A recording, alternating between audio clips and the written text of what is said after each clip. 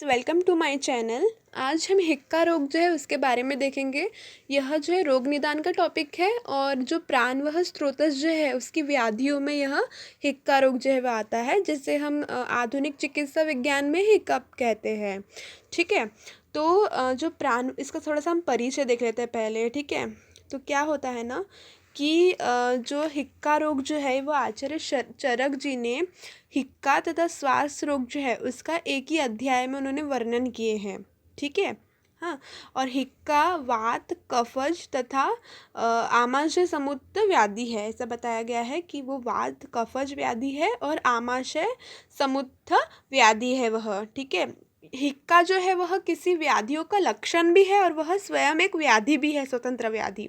ठीक है, तो अब हम देखेंगे इसके निदान, मतलब कि अगर हमें हिक्का रोग होता है तो मतलब उसके निदान क्या क्या रह सकते हैं, है ना। तो हम देखेंगे निदान। तो आचार्य सुश्रुत ने हिक्का के जो निदान बताए हैं वो कौन कौन से हैं। तो विदाही द्रव्यों का अति सेवन, है ना, जो विदाह जो द्रव्य है उसका बहुत ज़्यादा हम जब सेवन कर लेते हैं, गुरु विष्टम्बी वृक्ष तथा अभिष्यंदी भोजन का हम बहुत ज़्यादा सेवन कर लेते हैं, अति सेवन, अत्यधिक शीतल जल आदि पेय का अत्यधिक सेवन कर लेते हैं, अति शीतल भोजन, शीत स्थान में निवास करते हैं जब हम, फिर रज धूम तेज हवा तथा अग्नि जो है उसका अधिक सेवन हम कर लेते हैं, बहुत ज़्यादा व्यायाम कर लेते हैं, अति व्यायाम, वायु उससे बढ़ती है, वात प्रकोप होता है हमारा उससे, साहस से अधिक ज़्यादा कार्य, मतलब कि हमारी उतनी शक्ति तो है नहीं, हमारे इसमें शक्ति ज़्यादा नहीं रहती लेकिन हम बहुत ज़्यादा काम कर लेते हैं, तो उससे भी मतलब ये जो है उसका निदान हो सकता है। साहस से अधिक कार्य करना, अति भार वहन तथा अति मार्ग गमन करना, फिर वेग संधारण, फिर व्रत उपवास जो है, ऐसे कर्म जो है बहुत ज़्यादा रखना, है ना। तो ये सब जो है निदान हो सकता है। फिर जैसे कि आम दोष जो है, फिर अभिघात अभिव्यायाम मतलब अति व्यायाम करना, फिर अभिघात, है ना, और आम दोष की उत्पत्ति होना, तो ये सभी जो है इसके निदान है। क्षय रोग, वातादि दोषों जो है उसका अति प्रकोप होना, मतलब कि हम जब वातादि आहार विहार का सेवन जब करते तो उससे क्या होगा, वात प्रकोप होगा, तो वो वात प्रकोप जो है वात दोष का प्रकोप होने से ये हो सकता है। फिर विषमासन अध्यशन, है ना, ये सब चीज़ से ये हो सकता है। तो ये इसके निदान हमने बता दिए। ठीक है, अब हम इसकी संप्राप्ति देखेंगे। तो संप्राप्ति भी दो तरीके की बताई गई है, एक तो सामान्य संप्राप्ति हो गई, एक विशिष्ट संप्राप्ति। तो हम सबसे पहले सामान्य संप्राप्ति देखेंगे। सामान्य संप्राप्ति जो है आचार्य चरक जी ने बताया है कि हिक्का तथा श्वास की जो सामान्य संप्राप्ति वह सेम रहती, बोले उन्होंने।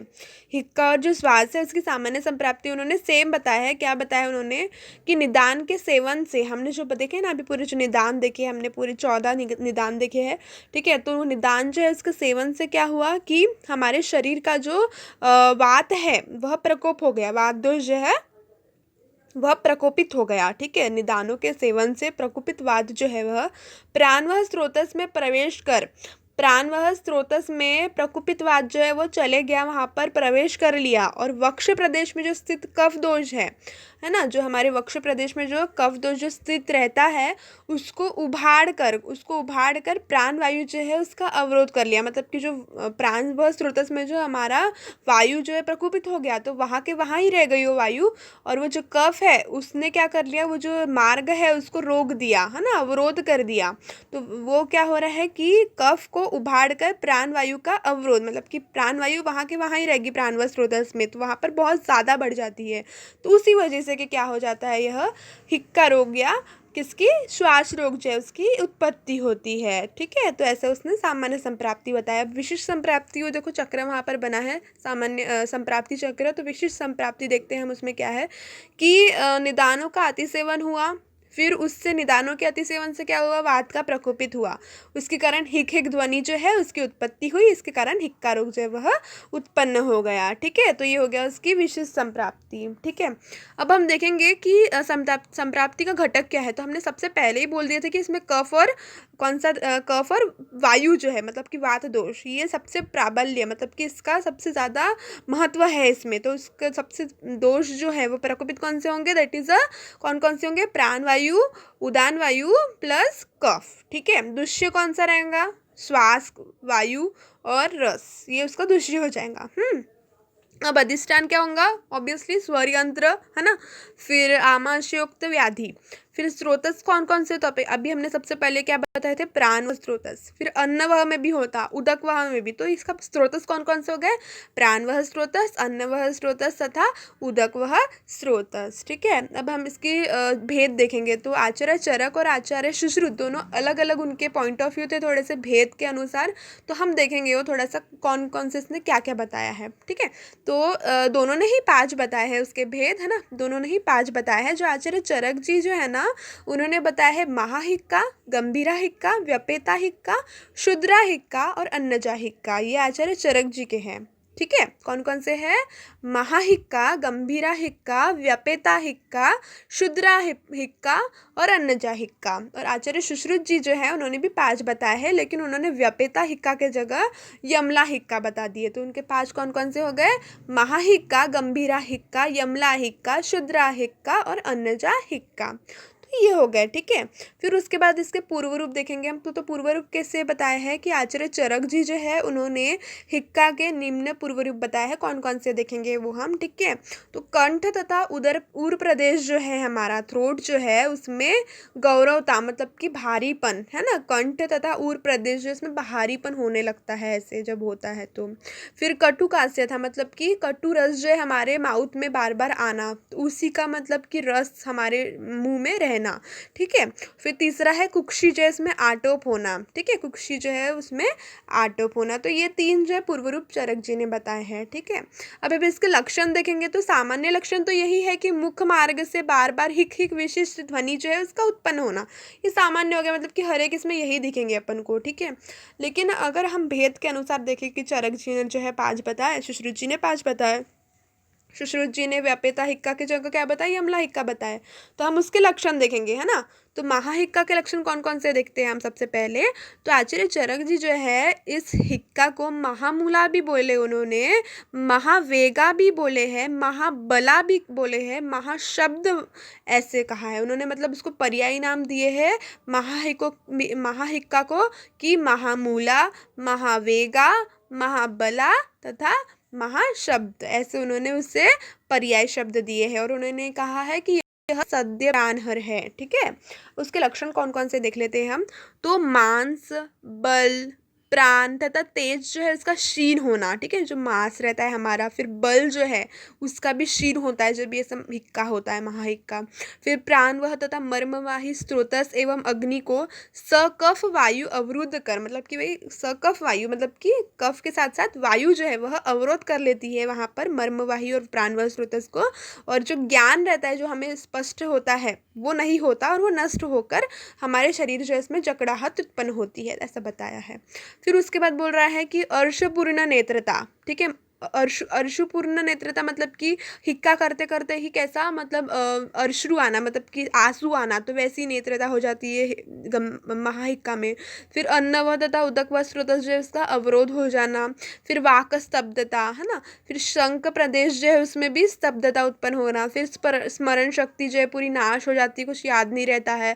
संपूर्ण शरीर जो है इसमें कंपन, मतलब कि वही कि थोड़ा लगने लगता है, कंप होने लगता है इसमें संपूर्ण शरीर में। तो यह हो गए महाहिक्का के क्या लक्षण हो गए। अब दूसरा हम देखेंगे गंभीरा हिक्का के लक्षण। तो गंभीरा हिक्का नाम से ही पता चल रहा है गंभीर है, मतलब कि कुछ रोगी गंभीर रहता है इसमें। तो इसमें क्या रहता है ना, जो रोगी रहता है बहुत ज़्यादा क्रुश रहता है, अत्यंत क्रुश और दीन रहता है, मतलब कि बहुत ज़्यादा वीक रहता है, क्रुश रहता है। ठीक है, फिर रोगी जर्जरित छाती से बहुत कठिनता से गंभीर शब्द के साथ जम्भाई लेता हुआ कभी अंगों को संकुचित करता है तो कभी फैलाता है। तो मतलब जब वो छाती से बहुत कठिन सा से वह गंभीर शब्दों के साथ जम्भाई लेता है, और उसके समय वो कुछ न कुछ जैसे अंग को, अपने जो अंग है उसको संकुचित करता है, या फिर कभी उसे फैला के उसे हिक्का लेता है, गंभीरा हिक्का। ठीक है, फिर उसके बाद रोगी जो है उच्च श्वास के समय दोनों पार्श्व जो है उसे संकुचित करता है। फिर नाभि या पक्वाशय से उत्पन्न हिक्का। ठीक है, उससे क्या है कहेंगे हम, गंभीरा हिक्का है वो भी लक्षण। ठीक है, फिर तम प्रवेश, फिर गात्र स्तब्ध तथा वेदना, ये जो रहता है ना गंभीरा हिक्का है, थोड़ा सा बहुत ज़्यादा वेदना इसमें उत्पन्न होती है हमारे शरीर में। ठीक है, फिर रोगी का जो बल है और मन जो है उसका व्यापार जो है पूरा तरीके से नष्ट हो जाता है, मतलब कनेक्शन जो है पूरी तरीके से नष्ट हो जाता है। और शरीर में अत्यंत क्षोभ तथा वेग के समय शरीर का टेढ़ा होना। ठीक है, तो ये सब जो किसके हो गए, गंभीरा हिक्का जो है इसके लक्षण हो गए। ठीक है, अब हम व्यपेता हिक्का देखेंगे। तो व्यपेता हिक्का जो है ये सिर्फ और सिर्फ चरक जी ने ही बताए थे उनके प्रकार में, सुश्रुत जी ने व्यपेता हिक्का नहीं बताया है ना, उन्होंने उसके जगह कुछ और ही बताया है। कौन सा हिक्का बताया है उन्होंने, वियमला हिक्का बताया है। ठीक है, तो व्यपेता हिक्का जो है इसका मतलब 4 प्रकार के अन्न, जैसे कि हम जो खाते हैं ना अन्न, जैसे कि अशित, खादित, पीत और लीड, उसके सेवन के बाद यह उत्पन्न होता है, ऐसा बताया गया है। ठीक है, तो यह 4 प्रकार के अन्न, अशित, खादित, पीत और लीड, इसके बाद वह सेवन के बाद यह उत्पन्न होता है व्यपेता हिक्का। इसके निम्न लक्षण कौन कौन से हैं, तो हिक्का के वेद के समय प्रलाप, वमन, अतिसार, तृष्णा आदि लक्षणों का उत्पन्न होना, मतलब कि हमें हिक्का भी आ रही है, उसके उल्टी भी हो रही है, वमन हो रहा है, अतिसार हो रहा है, तृष्णा ना, तो ये सब चीज़ें होने लगती है। फिर ज्ञान शून्यता तथा मुख शोक, है ना, हमारा पूरा ज्ञान जो है वह उसमें मतलब कुछ भी याद नहीं रहना। फिर मुख शोष, बहुत ज़्यादा हमारे मुख में एकदम सूखापन होना। फिर अश्रुपूर्णता, मतलब कि वही हमारा जो आँखें है उसमें पानी आना। ठीक है ना, फिर उधर जो है उसमें आधमान उत्पन्न होना, शरीर के आगे या पीछे जो है टेढ़ा होना। ठीक है, और फिर जो अन्न पाक के पश्चात वेग में वृद्धि हो जाती है। तो ये सभी जो है यह व्यपेता हिक्का के लक्षण है, ये चरक जी ने ही इसे भेद में बताया है। ठीक है, फिर चौथा जो है वह शुद्रा हिक्का है। तो शुद्रा नाम से ही पता चल रहा है कि शुद्रा मतलब क्या होगा, है ना। तो किसी भी प्रकार के व्यायाम से प्रकोपित हुआ जो वात है वह कोष्ठ से कंठ प्रदेश में जब पहुंचता है, उसके बाद ही शुद्रा नामक हिक्का जो है उसकी उत्पत्ति होती है। मतलब कि हम जो कोई भी व्यायाम वगैरह करते हैं, है ना, जो किसी भी तरीके से व्यायाम या फिर वात प्रकोपक, हम जब कोई कार्य करते हैं तो हमारे शरीर का जो वायु है, मतलब कि वात दोष जो है वह बढ़ जाता है उस समय, है ना, प्रकोपित वात जो है वह बढ़ जाता है। और मेन जो स्थान है वो कोष्ठ बताया है ना, तो कोष्ठ से वात जो है वह कंठ प्रदेश में जाता है, और तब वहाँ पर जो श्रुदा हिक्का है उसकी उत्पत्ति होती है। श्रुदा हिक्का जो है कष्टकारक नहीं है, ये जो रहता है ना, मैंने बताया ना, कष्टकारक नहीं होता, क्योंकि उसमें क्या रहता है कि अपन जो व्यायाम वगैरह करते हैं उससे वो उत्पन्न होता है, तो नॉर्मल है यह। ठीक है, तथा यह उर प्रदेश, शीर प्रदेश तथा मर्म स्थान में बाधा भी उत्पन्न नहीं करता है। इसके लक्षण कौन कौन से हैं, तो दोष जो रहता है वह प्राणवह, अन्नवह तथा उदक व स्रोतस को अवरोध नहीं करते, मतलब कि कोई भी प्रॉब्लम नहीं उसको देते। ठीक है, कोई भी प्रॉब्लम नहीं कॉज करेंगे। मृदु तथा साध्य होती है ये। ठीक है, जल्दी से ठीक हो जाता है यह। और भोजन के उपरांत हिक्का का वेग शांत हो जाता है तथा परिश्रम व व्यायाम से बढ़ जाता है। हमें इसके बाद और ज़्यादा मतलब कष्ट नहीं करना चाहिए, व्यायाम फिर से नहीं करना चाहिए, थोड़े से देर बाद ये जो है यह हिक्का जो है वह शांत हो जाती है। ठीक है, तो ये हमने किसके बारे में देखे, वो है श्रुदा हिक्का के बारे में। तो यह मतलब व्यायाम आदि जो वात प्रकोपक कार्य है उसके कारण यह वात प्रकोप हमारा हो जाता है हमारे शरीर का, और उसके कारण कोष्ठ से यह वात जो है वह कंठ प्रदेश में जाता है, जिसके कारण यह हिक्का उत्पन्न होती है। तो ये नॉर्मल हिक्का है, ऐसे ज़्यादा कुछ इसमें टेंशन की बात नहीं है, साध्य रहती है, मतलब कि इसे हम ठीक कर सकते हैं, वो अपने आप भी ठीक हो जाती है।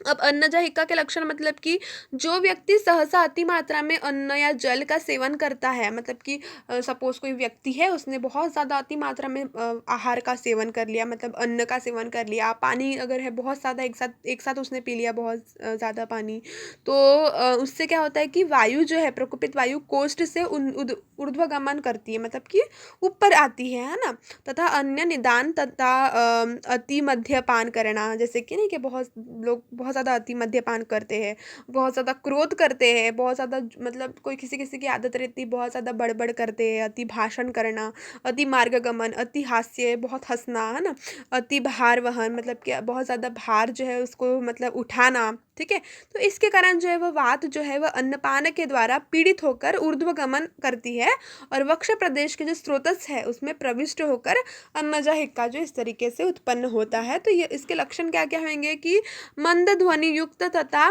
छींक के साथ उत्पन्न हिक्का, मतलब कि जैसे छींक हमें आ रही है उसके साथ उत्पन्न होता है। मंद ध्वनि युक्त रहता है, मतलब कि इसकी आवाज़ उतनी नहीं आती है, धीरे धीरे ही आती है। हिक्का का वेग जो है वह जलपान तथा अन्नपान के बाद स्वयं स्वयं ही शांत हो जाता है, मतलब इसके कोई ये नहीं रहता इसमें जल्दी से जल्दी वह इसका जो वो है, मतलब जो हिक्का का जो वेग है वह जल्दी से जल्दी शांत हो जाता है। ठीक है, और मर्म प्रदेश तथा इंद्रियों में किसी प्रकार की बाधा भी नहीं उत्पन्न करता, तो ये भी नॉर्मल है। ठीक है, अब यमला हिक्का के लक्षण बताएंगे, तो यमला हिक्का आचार्य सुश्रुत ने ही बताए, हमने देखे थे इसके प्रकार में, तो 5 प्रकार के बताए थे उन्होंने, है ना।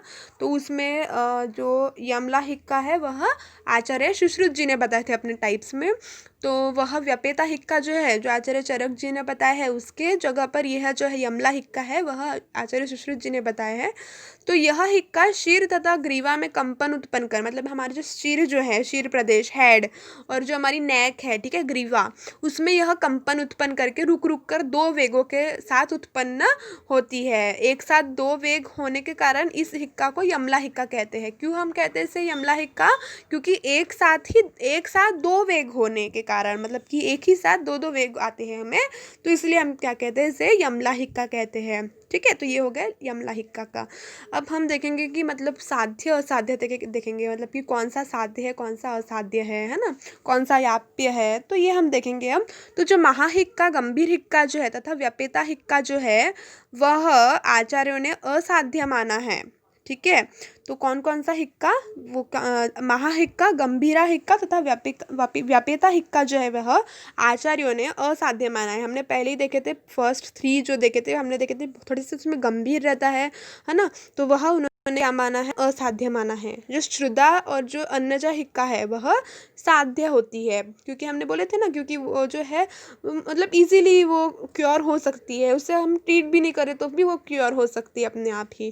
क्योंकि वो जो श्रुदा है वो कैसे उत्पन्न होती है कि व्यायाम वगैरह जो है उसके कारण से वह प्रकुपित हुआ वात जो है वह कोष्ठ से कंठ प्रदेश में जाता है, उससे उत्पन्न होती है ना। और अन्नजा भी देखें हमने, अगर अति मात्रा में हमने भोजन कर लिया, फिर अति मात्रा में हम जल का सेवन करें, तो उससे हमारी अन्नजा हिक्का जो उत्पन्न होती है, तो यह साध्य रहती है। ठीक है, और जो प्रलाप तथा तृष्णादि उपद्रव होने पर हिक्का असाध्य होती है, मतलब कि यदि हम बहुत ज़्यादा मतलब प्रलाप, मतलब कि बहुत ज़्यादा बड़बड़ करते हैं, फिर तृष्णा जो है, तृष्णा के कारण, है ना, तो ऐसे उपद्रव से युक्त जब होती है हिक्का तो वह असाध्य होती बताया गया है। और वृद्धावस्था में उत्पन्न होने वाली हिक्का जो है वह असाध्य होती है, मतलब कि यदि हमें वृद्धावस्था में हो रही है कोई हिक्का तो वह भी असाध्य बताया गया, मतलब उसकी हम चिकित्सा करने पर भी वो शांत नहीं होंगी। ठीक है, तो ये बताया गया कि वृद्धावस्था में वह उत्पन्न होने वाली जो हिक्का रहती है वह असाध्य होती है। अति व्यय तथा अति व्यायाम के कारण उत्पन्न होने वाली जो हिक्का है वह भी असाध्य होती है। और हिक्का के कारण जिस रोगी का संपूर्ण शरीर जो है खींच जाता है, आंखें चढ़ जाती है, रुचि तथा श्रवतु आदि उत्पन्न हो जाते हैं, वह हिक्का भी असाध्य होती है। तो ये हमें बताया गया है साध्य असाध्य था। ठीक है, और इसमें थोड़ा सा मतलब जो हिक्कप हमने क्या बोले, इससे आधुनिक चिकित्सा विज्ञान में हमने इसे हिक्कप कहे हैं ना। तो हिक्कप मतलब क्या, this is an abrupt inspiratory muscle construction followed immediately by closure of the glottis. ठीक है, जब ग्लॉटिस क्लोज होता है तो ये हमें होती है मसल कॉन्ट्रैक्शन से।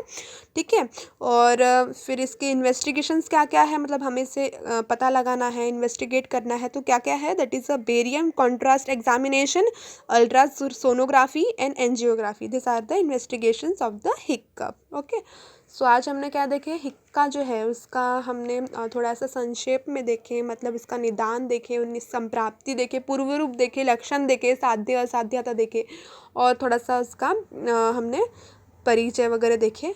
सो आज के लिए इतना ही। अगर अच्छा वीडियो लगे तो लाइक करना, सब्सक्राइब करना एंड शेयर करना। Thank you.